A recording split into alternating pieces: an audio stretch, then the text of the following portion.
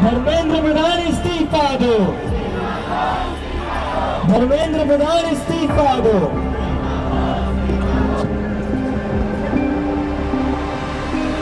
ये मोदी के कार्य है, इसमें जो उसने अपने देश के लिए किए वो है, वो सिर्फ अंधभक्तों को दिखते हैं।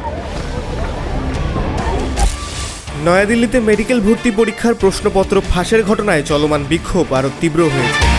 প্রধানমন্ত্রী নরেন্দ্র মোদী অভিযুক্তদের দ্রুত বিচারের জন্য ফাস্ট ট্র্যাক আদালত গঠনের আশ্বাস দিলেও আন্দোলনকারীরা কেন্দ্রীয় শিক্ষামন্ত্রী ধর্মেন্দ্র প্রধানের পদত্যাগের দাবিতে অনড় রয়েছেন।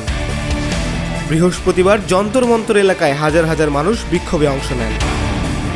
সামাজিক যোগাযোগ মাধ্যম এক্সে দেওয়া এক বার্তায় মোদী বলেন, তরুণদের ভবিষ্যৎ নষ্টকারীদের কাউকে ছাড় দেওয়া হবে না এবং দ্রুত বিচার নিশ্চিত করতে সরকার প্রয়োজনীয় ব্যবস্থা নিচ্ছে। তবে বিরোধী দলীয় নেতা রাহুল গান্ধী সরকারের সমালোচনা করে অভিযোগ করেন, শিক্ষা ব্যবস্থার সংকটের দায় সরকার এড়াতে পারে না। তিনি শিক্ষামন্ত্রীর বরখাস্ত, শিক্ষার্থীদের কাছে ক্ষমা এবং আন্দোলনকারীদের ওপর হামলার ঘটনায় জড়িতদের বিরুদ্ধে ব্যবস্থা নেওয়ার দাবি জানান। এদিকে আন্দোলনকারী সংগঠনগুলোও তাদের অবস্থানে অটল রয়েছে। তাদের অভিযোগ, আন্দোলন দুর্বল করতে পরিকল্পিতভাবে উস্কানি দেওয়া হচ্ছে। এর আগে বুধবার রাতে যন্তর মন্তরে বিক্ষোভকারীদের সঙ্গে পুলিশের সংঘর্ষ হয়। পরিস্থিতি নিয়ন্ত্রণে পুলিশ লাঠিচার্জ ও কাঁদানে গ্যাস ব্যবহার করে। পুলিশের দাবি, কয়েকজন সদস্য আহত হয়েছেন।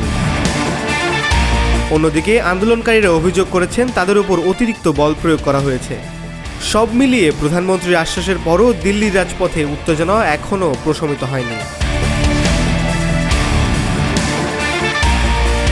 হাসিব আল হাসান শান, ইন্টারন্যাশনাল ডেস্ক, আয়না টেলিভিশন।